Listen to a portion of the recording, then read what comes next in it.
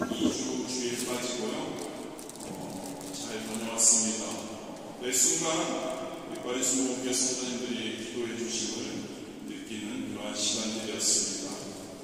일정이 굉장히 빡빡했는데도 불구하고 많은 예배가 있었고 많은 모임, 만남, 교제가 있었는데요. 그 가운데 승리하는 그러한 시간이었습니다. 진심으로 감사드립니다. 오늘 말씀은 선교회 기간 동안에 여러 예배를 인도하며 말씀을 전하며 나눈 말씀을 토대로 해서 우리가 함께 몇 가지를 생각해 보는 시간, 현장에 있는 저와 여러분이 선교지라고 할 수 있는 프랑스에 있는 저와 여러분이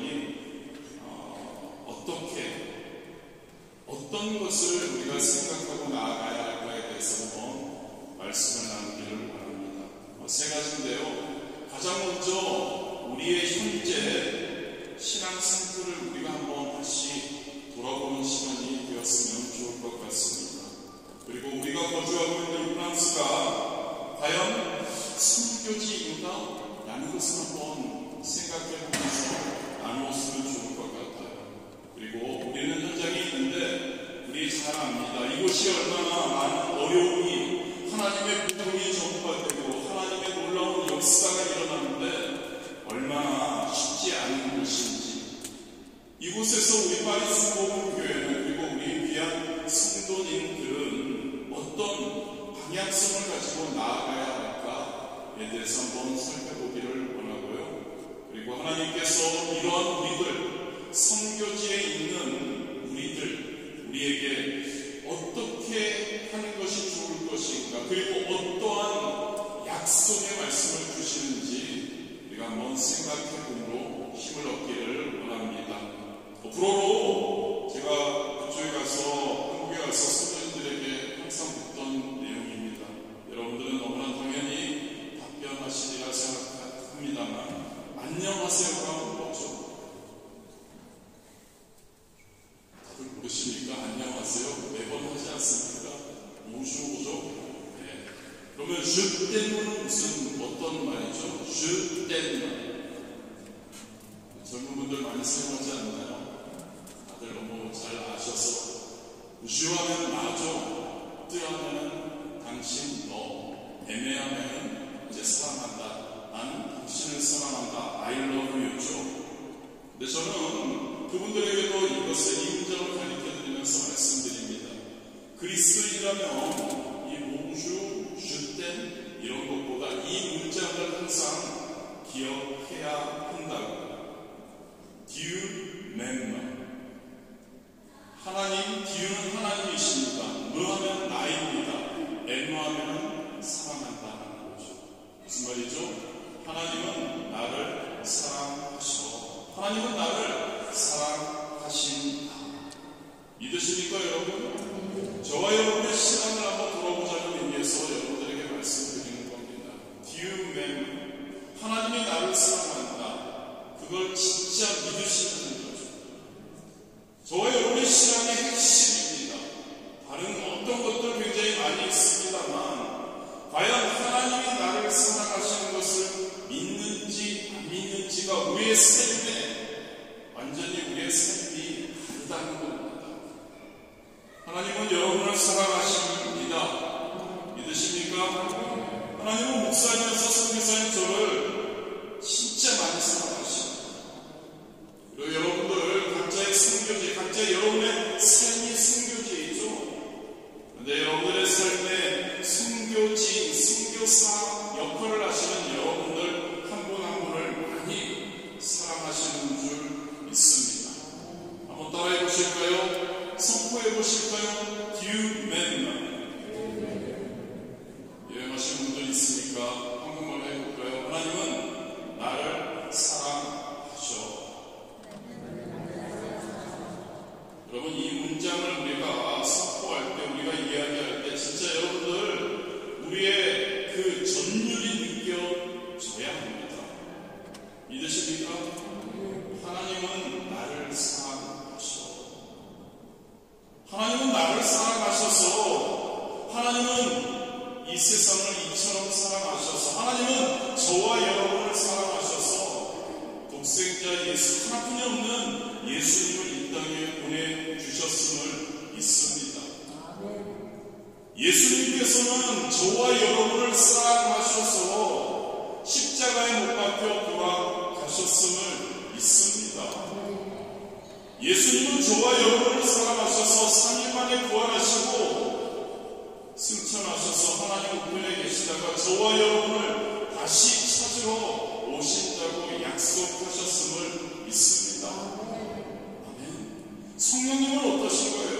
교회에서 성령님은 어떠신가요? 그 성령님은 저와 여러분을 사랑하십니다. 저와 여러분을 사랑하셔서 지금 저와 여러분의 안에 임하시며 내주하시며 저와 여러분과 동행하시며 저와 여러분을 도와주시는 줄 믿습니다. 믿으십니까? 왜요? 하나님이 저와 여러분을 사랑하시니까 하나님께서, 예수님께서, 성령님께서 이렇게 해주신다는 겁니다. 저와 여러분 진짜 그것을 항상 기억하기를 원합니다. 저는 하나님의 많은 호칭이 있습니다. 그 호칭 중에서 두 가지를 굉장히 좋아합니다. 첫 번째로는 전능하신 하나님이라는 겁니다. 우리 집사님께서 전지전능하신 하나님이라고 기도하셨지만 저는 하나님께서는 전능하시다는 그런 호칭을 너무너무 좋아합니다. 하나 더 있습니다. 하나님께서 나의 아버지 되신 하나님이라는 것을 진짜 좋아합니다. 하나님, 전능하신 하나님, 나의 아버지가 되시는 하나님, 믿으십니까 여러분? 그 하나님께서 저와 여러분을 사랑하시는 줄 믿습니다. 그 하나님께 전능하신 하나님이라는 게 무슨 뜻입니까? 모든 것을 하실 수 있는 하나님. 할렐루야. 그 하나님이 나의 아버지가 되신다고요. 아버지가 자녀를 많이 사랑합니다. 저도 아들 하나 있지만 진짜 끔찍하게 사랑합니다. 모든 것을 하실 수 있는 하나님께서 나를 끔찍하게, 나를 아들처럼 사랑하신다. 더 이상 뭐가 필요합니까? 끝입니다. 여러분, 진짜 저와 여러분의 마음 가운데 이것을 꼭 가졌으면 좋겠습니다. 하나님이, 전능하신 하나님이, 아버지 되신 하나님이 나를 사랑하신다. 아멘. 감사하지 않으십니까 여러분? 진짜 감사한 겁니다. 이렇게 하나님께서 저와 여러분을 이렇게 사랑하시는데 진짜 이게 우리가 믿어지고 동의가 되고 이것을 우리가 감사하게 생각한, 그러면 저와 여러분은 어떤 삶을 살아야 할까를 우리가 한번 생각해 보기 원합니다. 저와 여러분의 삶의 목적이 무엇이냐고. 하나님이 나를 그렇게 사랑하시는데 저와 여러분의 삶의 목적, 우리 주님의 기쁨이 되어야 합니다. 믿으십니까? 하나님이 저와 여러분을 그렇게 사랑하십니다. 저와 여러분도 하나님을 진짜 사랑해야죠. 그렇지 않나요? 위에서는 하나님의 기쁨이 돼야죠. 오늘 찬양처럼 하나님의 기쁨이 되는 한 사람이 저와 여러분 한 분 한 분이 되어야 하는 줄 믿습니다.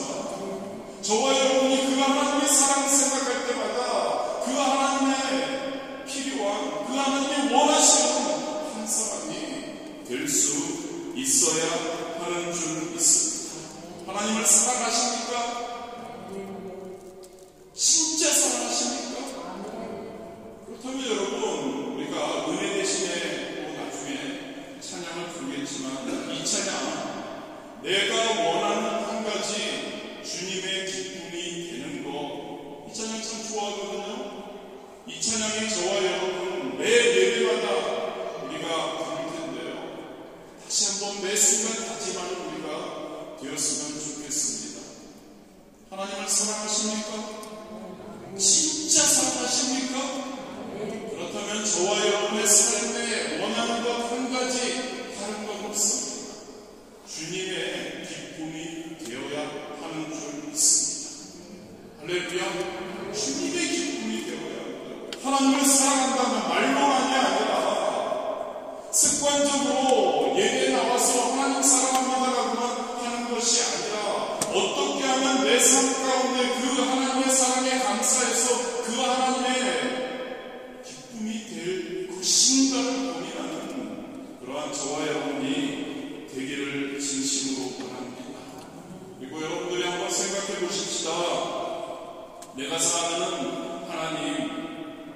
그 하나님은 나를 향하신 귀한 뜻이 있어서 우리를 각자의 위치에 보내시고, 그리고 우리에게 가장 좋은 때 가장 좋은 방법으로 가장 좋게 인도해 주시는데, 그런데 혹시 내가 원하는 것이 여러 가지가 있지 않나?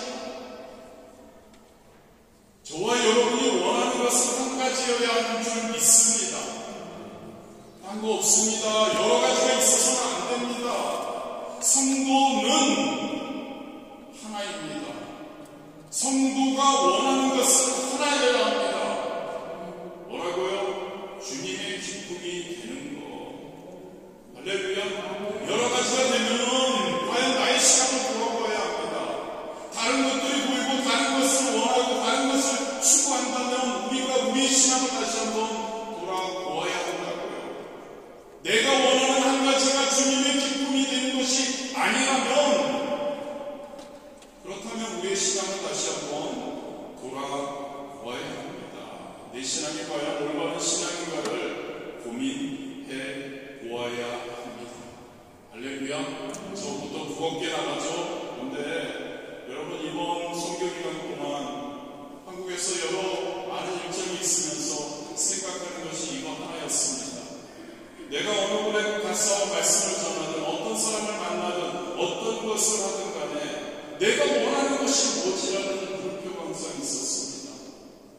나의 무엇을 위해, 내가 무엇을 얻기 위해서 하는 그런 것이 아니라 내가 원하는 것 한 가지.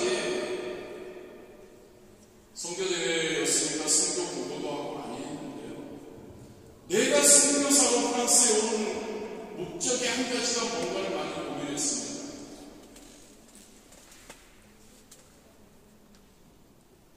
여러분들의 삶이, 프랑스에 우리 함께 하시는 우리 성도님들, 여행 오신 분들, 저와 여러분의 삶의 목적이 뭐냐는 거죠. 어느 곳에 있든 무엇을 하든 어떤 상황이든 중요하지 않습니다. 하나님의 기쁨, 할렐루야, 기쁨이 되는 저와 여러분이 되기를 진심으로 원합니다.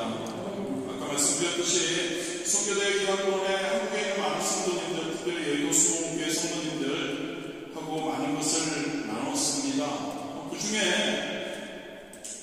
선교지에 대한 개념을 좀 여러 분야로 생각해야 하지 않을까를 일부러 준비하고 하나님 마음 주셔서 우리 성도님들과 많이 이야기를 나누었습니다.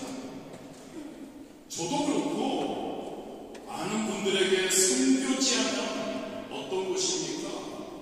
아프리카와 같이 날씨가 아주 덥든지 러시아처럼 아주 추운 곳 혹은 오지든지 가난한 나라를 생각합니다.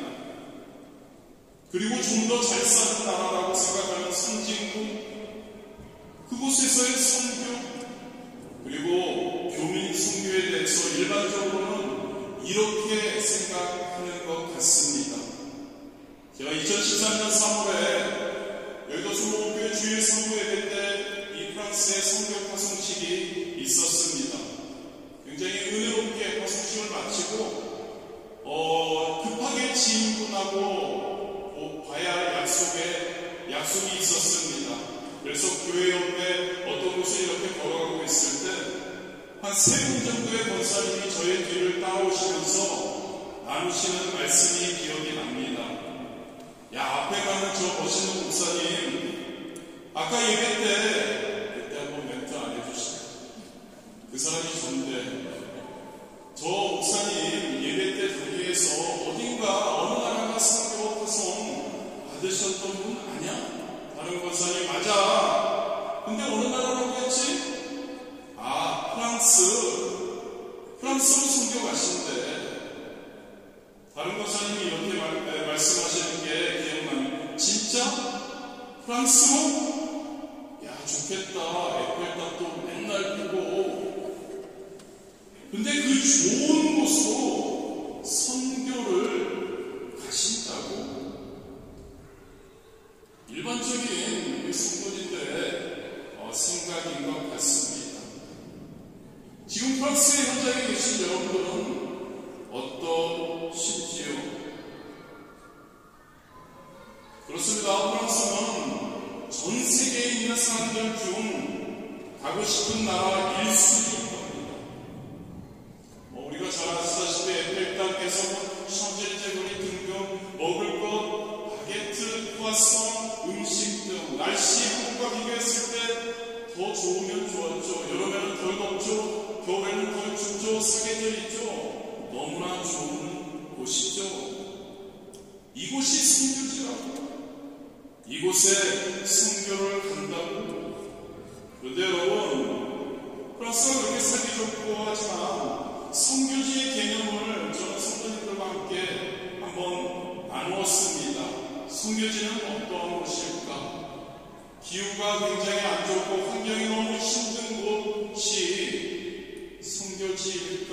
그런 문제가 아니지 않을까? 선교지는 복음이 필요한 것이 선교지 아닐까? 그리고 복음을 들어야 할 사람들이 있는 곳, 아는 곳이 진짜 선교지의 어떠한 정의가 되어야 하지 않을까? 여러분 어떻습니까? 여기에 사시는 여러분들은 너무나 잘 알지 않습니까? 프랑스가 어떤가요? 프랑스가 선교 복음을 들어야 할 일이 넘치는 곳 아닌가요? 프랑스는 최고의 기독교 문화이죠. 전통적인 캐톨릭 국가입니다. 존 켈빈과 같은 종교 개혁자가 프랑스 태생입니다. 그리고 기독교의 신앙을 지키기 위해서 멀지 않은 이곳에서 바로 순교의 피가 샘나게 흘려들었던 위그노들의 그러한 곳입니다. 그런데 지금은 어떠냐는 거죠? 지금은 기독교가 눈이 많은 나라인 거죠. 복음의 영향력이 거의 없다고 할 수 있을 것 같습니다. 캐톨릭 국가라고 합니다. 성당이 얼마나 멋있는 곳이 많고 한지요. 그런데 그 성당들은 거의 많이 관광지가 되어버린 나라이지요. 저는 스타티스틱을 뭐라고 하죠? 통계. 죄송합니다. 한국말도 제대로 못하고 불어도 제대로 못하고 배웠습니다. 이 통계를 봤을 때 저도 알고는 있었지만 세상 놀랐습니다. 프랑스 인구가 6,500만인데요. 인구의 2.8%가 개신교인이라고 합니다. 그리고 그 중에 8% 정도 주일교회에 적극적으로 출석하는 이들이라고 하더라고요. 지금 복음주의 쪽에서 많이 이렇게 부흥하고 있지만 대충 계산해봤습니다. 6,500만 중에서 한 14만 명이 진짜 주일마다 교회 다니고 한다는 이야기죠. 유럽에서 무슬림이 가장 많은 나라가 프랑스입니다. 제가 자주 여러분들에게 말씀드리지만 인구의 10% 정도가 소외 계층 이민자들, 거의 무슬림들이죠. 프랑스인들은 어떻습니까? 이들은 여러분들이 대해봐서 잘 알겠지만 굉장히 세속적이죠. 공허감, 우울감에 시달리고 있죠. 그 무엇보다도 여러분, 이들은 초등학교 다닐 때 많이 경험했는데요. 전통적으로 자신들이 하나님에 대해서 잘 안다고 자신을 기독교인이라고 캐톨릭이라고 이야기를 합니다. 그런데 진짜 복음이 그들에게 과연 들어가 있느냐는 거죠. 진짜 복음이 들어가 있다면, 진짜 하나님을 사랑한다면 과연 하나님께 나오지 않고 하나님과 예배하지 않고 어떻게 살 수 있을까요? 프랑스인들의 상황이 이렇다는 거죠. 특별히 여러분, 복음을 우리가 전해야 할 때 그들과 이야기하다 보면 막막할 때가 많이 있는 것 같습니다. 나를 안다고 하는 사람들, 제대로 알지 못하지만 나는 그것을 알고 있다고 하는 사람에게 어떠한 복음이, 진짜 복음이 그들에게 들어가는 것은 굉장히 어려운 것 같습니다. 이 마음문에 닫혀있는 이들에게 동양에서 온 너가 얼마나 우리에 대해서 알아? 네가 기독교인이라고 하는데 기독교에 대해서 알아? 등등 많은 어려움이 있는 거죠. 그렇습니다, 여러분. 선교지, 프랑스는 선교지라고 할 수 있습니다. 왜냐하면 이곳에 많은 이들이 하나님의 복음을 필요로 하고 있기 때문이죠. 프랑스는 숨겨지고, 그렇다면 우리 성도님들도 계시지만 파리스 복음교회는 그러면은 어떤 교회이고 어떤 교회여야 할까를 많이 고민해 봅니다. 제가 처음 8년 전에 이 파리스 복음교회 부임했을 때 우리 전자 목사님이 은퇴하시는 나이가 되셨고 사모님이 몸이 안 좋으셔서 굉장히 교회가 침체되어 있었습니다. 어려웠죠. 17명으로 첫 주일 예배를 시작했습니다. 그리고 열심히 하나님께 기도하고 열심히 하나님 뜻대로 내가 원하는 한 가지, 내가 프랑스에 오기 위해서 아니면 와서 원하는 한 가지, 하나님의 기쁨이 되기 원한다는 그 마음 가지고 함께 성도님들과 우리가 함께 열심히 했을 때 놀라운 하나님의 부흥의 역사가 있었습니다. 그리고 그 부흥은 지속이 되다가 어느 순간에 그 부흥이 조금 사그라들더라고요. 여기서 저와 여러분이 한번 나누기 원하는 것 이겁니다. 선교지라고 하면 여의도 순복음교회에서는 두 선교지로 이렇게 분류합니다. 교민 선교지, 원주민 선교지. 저희는 교민 선교지로 이렇게 구분되어 있죠. 자, 이 교민 선교지 과연 어떤가를 생각해 보아야 합니다. 열심히 하나님께 부르짖고 부흥하다가 여러분들이 알다시피 저희 교회는 한 세 부류 정도의 성도님이 존재합니다. 첫 번째는 우리 교민분들이 중심, 두 번째 부류는 우리 국제결혼하신 분들, 또 현지 프랑스인분들, 세 번째로는 주재원분들, 그리고 유학생분들. 근데 사실 세 번째 부류가 가장 우리 교회의 주라고 할 수 있죠. 한참 특별히 부흥했을 때. 그런데 일정 기간이 지나면 그분들이 다시 한국으로 돌아간다는 그러한 어떤 애로사항이 있죠. 그것이 굉장히 교회의 어떠한 교민교회, 파리순복음교회만이 아니라 많은 교민교회에서 겪고 있는 한계라고 할 수 있을까요? 좀 더 한 단계를 더 나아가야 하는데 그런 상황에 많이 처해지는 것 같습니다. 요즘 한 두세 달 만에 제가 선교대에 들어갔다 오는 사이에도 한 분이 박사학위를 받고 완전히 귀국하셨고, 한 분은 한국에 잠시 들어갔다가 다시 나와서 마지막 정리하고 한국으로 완전히 돌아가야겠다고 제 선교대에 기간 동안에 만나서 저에게 이야기를 해줬고, 한 분은 또 열심히 하다가 이제 또 한국으로 등등, 이것이 계속 반복이 되는 그러한 어려움이 있다는 거죠. 그렇습니다, 여러분. 교민교회가 어떠한 선교지에서의 그러한 애씀이 쉽지는 않은 것 같습니다. 함께 열심히 신앙생활을 하면서 어떠한 비전을 향해서 달려가다가 그런 이야기를 많이 해요, 여러분. 원주민 교회를 담당하는 선교사님들과 그런 이야기를 많이 하죠. 처음에 굉장히 환경적으로 힘들고 어렵고 그들 또한 어떠한 마음의 미신과 그런 것이 가득 차 있기 때문에 복음이 들어가기 쉽지 않지만 열심히 그들에게 복음을 전했을 때 그 복음이 한번 들어가게 되면 그들은 그곳에 있고 그곳에서 양육받고 그곳에서 성장하고 그곳에서 거의 대부분이 교회가 더 성장하고 교회가 더 많이 생기고 등등 하죠. 신학교가 생기고 등등 하는데 교민교회는 그러지 못한다는 거죠. 일정 기간이 지나면 함께하지 못하고 한국으로 돌아가는 분들이 많이 있다는 거죠.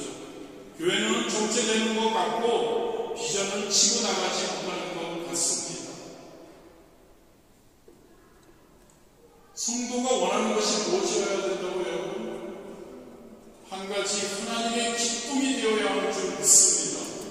하나님의 기쁨이 되기 위해서 몸부림치는데, 그런데 여러분 항상 그리고 당장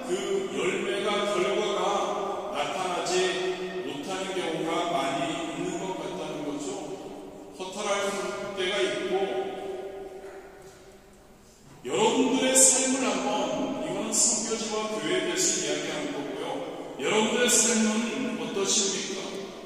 여러분들도 진짜 하나님의 기쁨이 되기 위해서 몸부림치고 있으리라 믿습니다. 그런데 과연 항상 그리고 당장 여러분들에게 그 결과가 열매가 나타나지 않는 경우가 또한 많이 있지 않는지요? 그때마다 우리는 어떻게 해야 하는지 한번 생각해 보았으면 합니다. 이번 한 해 동안 우리가 붙들고 가는 말씀입니다. 제가 작년과 재작년에 이 어떠한 실망, 힘듦, 하나님께 기도를 많이 했을 때 하나님이 주신 그러한 말씀입니다. 아무것도 염려하지 말고 다만 모든 일에 기도와 간구로 너희 구할 것을 감사함으로 하나님께 아뢰라. 그리하면 모든 지각에 뛰어난 하나님의 평강의 그리스도 예수 안에서 너희 마음과 생각을 지키시리라. 세 가지 키워드를 잠시 한번 나누기 원합니다. 그리고 여러분들의 삶에 그러한 경우에 어떻게 해야 할지를 한번 생각해 보기 원합니다. 아무것도 염려하지 말라라고 하나님이 우리에게 말씀하고 있습니다. 염려가 무엇입니까, 여러분? 염려는 하나님을 의지하지 않는 겁니다. 염려는 하나님을 진짜 믿지 않는 겁니다. 여러분, 하나님께서는 우리에게 염려하지 말라고 말씀하시죠. 마태복음 1장 31절 32절이 그러므로 염려하여 이르기를 무엇을 먹을까 무엇을 마실까 무엇을 입을까 하지 말라. 이는 다 이방인들이 구하는 것이라 너희 하늘 아버지께서 이 모든 것이 너희에게 있어야 할 줄을 아시느니라. 아멘이십니까, 여러분? 하나님은 자녀들인 우리가 염려하는 것을 원하지 않습니다. 하나님을 믿지 않는 자들, 이방인들이나 그렇게 한다고 하나님이 선포하고 있는 거죠. 마태복음 7장 9절과 11절에 보면 하나님께서는 우리들에게 늘 좋은 것을 주시기를 원하신다고 말씀하고 있습니다. 6장 8절에 그리고 하나님께서는 전능하신 하나님께서는 우리의 아버지가 되시는 하나님께서는 우리 개개인의 필요를 정확하게 아신다고 말씀하고 있다는 거죠. 염려하십니까, 여러분? 염려하고 계십니까? 그렇다면 한번 생각해 보십시오. 내가 진짜 하나님을 신뢰하고 있나? 진짜 내가 나의 하나님은 진짜 전능하신 분이신가? 전능하신 게 뭐라고요, 여러분? 모든 것 하실 수 있는 분이시라는 거죠. 그 모든 것 하실 수 있는 하나님께서 나를 아들로 생각하고 나의 필요를 알고 나의 원하는 것을 안다고 하시는데, 그러면서 염려하지 말라고 하시는데 왜 염려를 하냐는 거죠. 염려하지 않는 우리가 되기를 주님의 이름으로 축복합니다. 어떤 염려거리가 있어도요, 그것을 하나님 앞에 가지고 나와서 하나님께 맡겨드려야 합니다. 할렐루야. 하나님은 우리의 필요를 아시는 줄 믿습니다. 하나님은 하나님의 방법으로 그 필요를 채워주시는 줄 믿습니다. 그 방법이요, 오묘합니다. 여러분들 삶에서 많이 느낄 겁니다. 오묘한 방법으로, 하나님의 방법으로 그 필요를 채워주시는 줄 믿습니다. 그리고 사도 바울은 6절에서 이렇게 권면합니다. 진짜 너 이렇게 해. 진짜 너 아무 염려하지 말고 이렇게 해. 그러면 너의 삶은 하나님이 원하시는 삶을 살게 될 거야. 모든 일에 기도와 간구하라.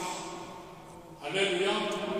그런데 이것만으로 끝내지 않습니다. 사도 바울은 너희 구할 것을 감사함으로 하나님께 아뢰라고 말씀하고 있습니다.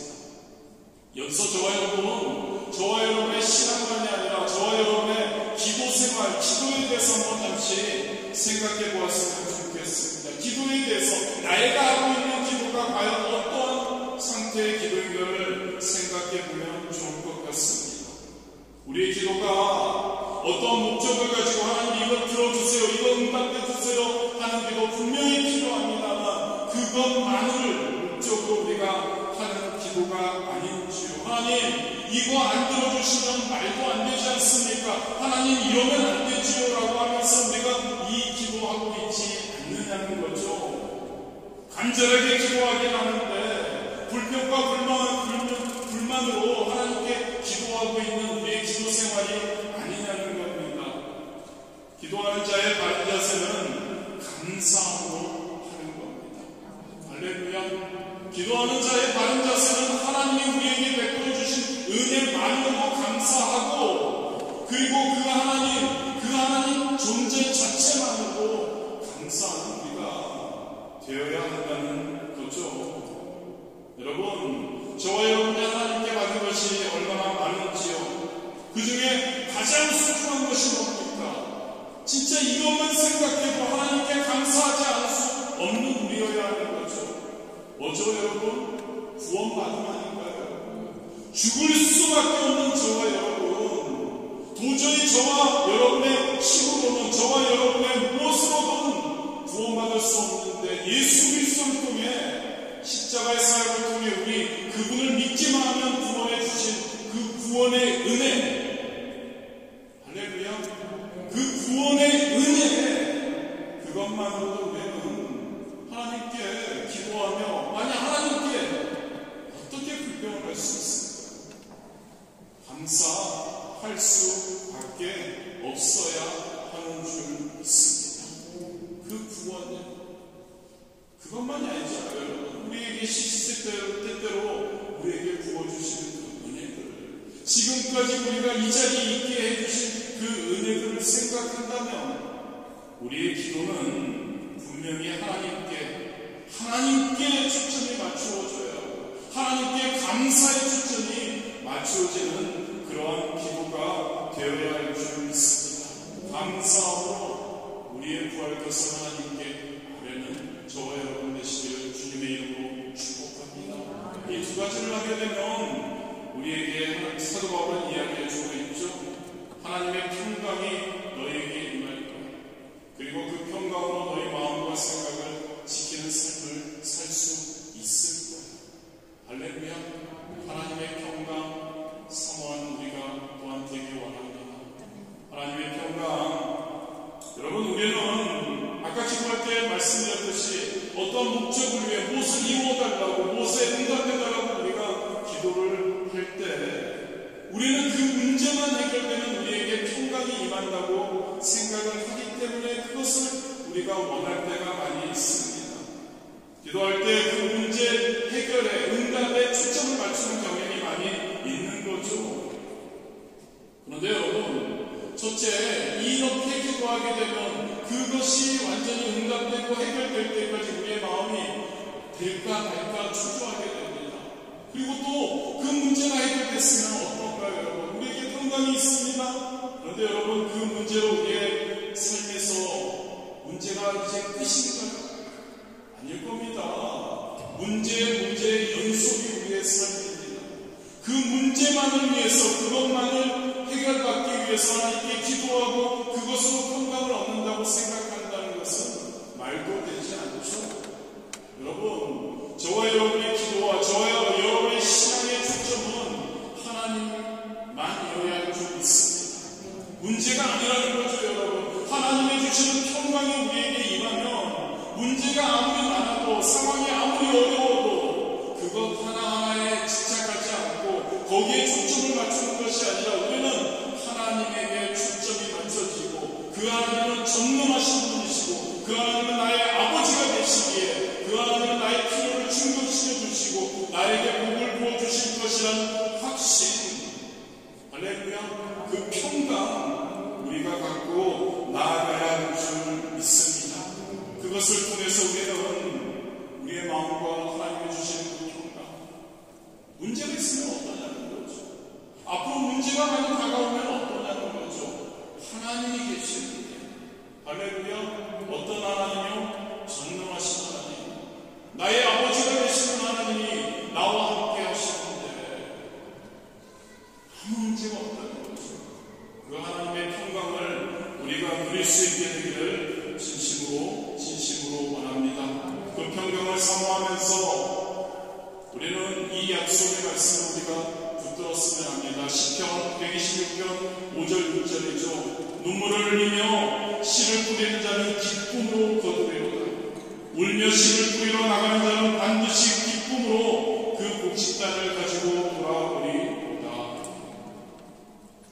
아까 말씀드리다가 시간이 길어질까봐 교민교회에 들어간 어려운 그런 걸 더 자세히 말씀드리진 않았는데요. 그런데 선교지라는 곳, 여러분들이 아실 겁니다. 선교지라는 곳, 어떤 곳이든지 쉽지 않다는 것이죠. 프랑스 마찬가지입니다. 제가 좀 전에 조금 말씀드렸지만 한국에 있는 성도님들과 많이 그거를 교감을 나누었습니다. 그리고 그분들이 나중에 진짜로 그런 줄 몰랐습니다. 기도 많이 해드릴게요 라고 하더라고요. 여러분, 이렇게 쉽지 않은 그러한 교민교회이지만, 그런데 그곳에서 하나님의 기쁨이 되기 위해서 우리가 각자의 삶의 현장에서 최선을 다하고 삶의 현장의 주변에 있는 이들에게 하나님의 복음을 전하는 그런 선교의 역할을 할 때 환경은 어렵지만 분명히 하나님의 약속이 있다는 것을 기뻐하기 원합니다.